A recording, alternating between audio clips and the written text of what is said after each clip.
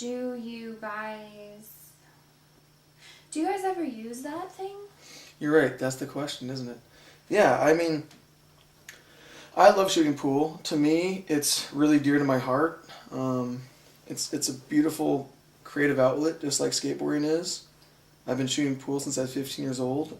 That's how long I've had that table. Now I'm 35. You know, I love shooting all forms of billiards. It doesn't matter what genre it is in shooting pool, but I love doing it.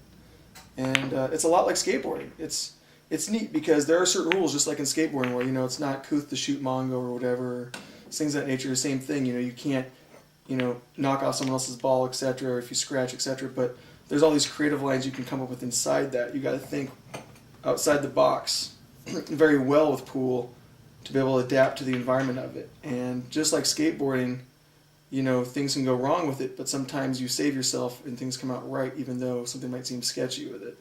Do you think it's a good creative outlet in a way to keep the creative side of your brain going like skateboarding does? Because in skateboarding you have to think of different ways to maneuver around the obstacles of like life and sidewalks and whatnot, and in a pool game you have to think about ways to maneuver around the different balls. Yeah, I do.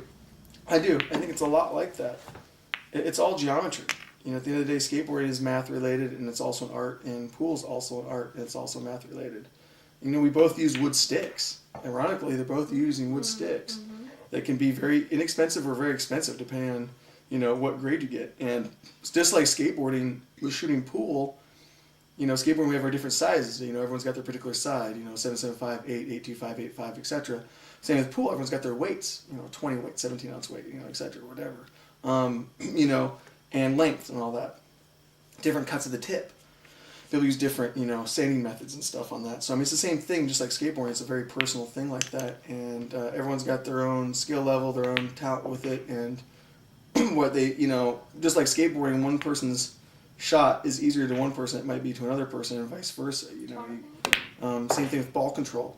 There's a lot to do with ball control in English and stuff with the pool. It's just like skateboarding, controlling your board. Mm-hmm. You know, keeping it under your feet, keeping it from shooting out in the wrong places, or lining yourself up for the next trick. Like when you're doing a line on a skateboard, like a line of tricks, it's just like doing a line at pool. Like you set up 4 or 5 shots ahead of time, you know, on your opponent, you know, just like a chess game, and just like skateboarding, when you're thinking of a line in your head, you're like, okay, I'm gonna, you know, whatever, I'm gonna hit this bench, I'm gonna hit this ledge, I'm gonna hit this manual pad, I'm gonna hit this rail, boom, I'm out, you know. Same thing goes with shooting pool. You think, okay, I'm gonna hit the 9 in that pocket, I'm gonna hit the, you know, the 4 in this pocket, etc., etc., and you just line up your shots. The same rule applies.